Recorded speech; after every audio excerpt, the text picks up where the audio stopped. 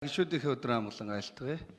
За өнөөдрийн хэлцэж байгаа Монгол Улсын үндсэн хуульд өөрчлөлт оруулах тухай асуудал бол үнэхээр хариуцлагатай ажиллаа. Бас түүхэн ажиллаа гэж бид ингэж ойлгож байна.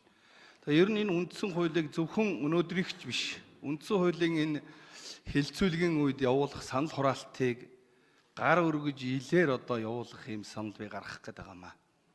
Улсын их хурлын чуулганы хуралдааны дэгийн тухай хууль зааснаар санал хураалтыг илээр явуулсан тохиолдолд эсвэл захим төхөөрөмжөөр явуулна, эсвэл гар өргөж санал тоолж явуулна гэж байгаа юм. За энэ захим төхөөрөмжүүд дэвшилттэй мэдээж олон байгаа. Бид ердөө хуулиудыг байнгын захим төхөөрөмжөөр явж байгаа.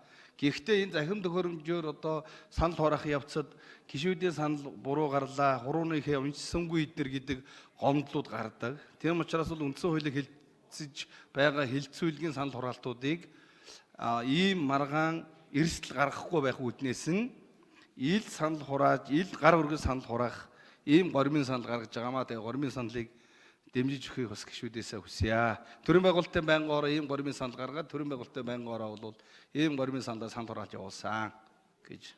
Гормын санал